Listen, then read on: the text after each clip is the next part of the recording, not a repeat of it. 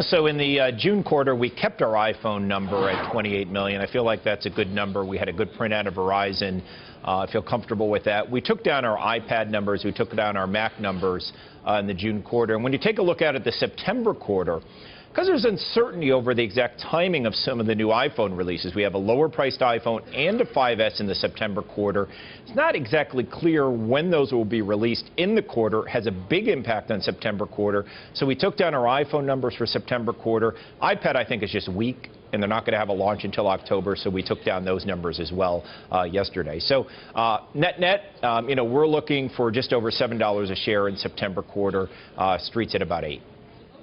And Gene Munster of Piper Jaffray had, similar things to say about declining iPad usage, and yet there's a new study out from Chitika saying that iPad usage hit 84% of the North American tablet market. I mean, how do we square those numbers? It certainly sounds like it's doing very well.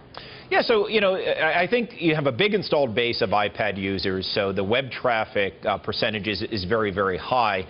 I just think expectations on the street for iPad in the June and September quarter, especially September quarter, is the one I'm more worried about with iPad, got ahead of expectations. So we took down the numbers. We've heard softness in the supply chain, and that was kind of the reasoning behind it. Now, you say there's a lot to look forward to beyond what Apple reports today. You heard Corey speaking earlier about some of the possibilities, but what are you looking for in terms of new products outside the iPhone and the iPad? Yeah, so just, the big issue at Apple has been the high-end smartphone market hit a wall. And people are kind of extrapolating that to lack of innovation. I think nothing more could be true. I still think the best days ahead of Apple we're going to see in the future. So fiscal 13 was a horrible year. Fiscal 14 is going to be a year of innovation. We've got a lower-priced iPhone clearly on the way sometime in September. We have a 5S shortly thereafter. We're going to have an iPad refresh. But we also have big innovations like iWatch, Apple TV, China Mobile. So wearable devices is a totally new area for Apple, as Tim Cook described in another branch to the Apple tree. So I still think, we're in the early stages of what Apple could become, because the mobile internet is still in the early stages. Brian, you think we're going to see an iWatch next year? I think 2014. And an Apple TV set or some sort of innovation there? I would be surprised if we don't see both of those by the end of calendar 2014. Okay.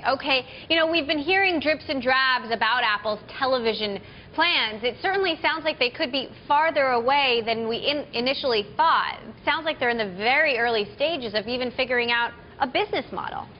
So, we started hearing Apple was interested in this market in mid-2010. And I think the big issue has been wrapping up the content and the cable companies. It's going to be up to Apple. Right? I mean, the hardware could come out. The software could come out. It's just up to Apple how much content they can wrap up by the time this new Apple TV comes out. So if they want to come out with not everything wrapped up, that's possible. It's still a useful device. If they want to wrap it all up, it could take longer. So I think that's the real gating factor.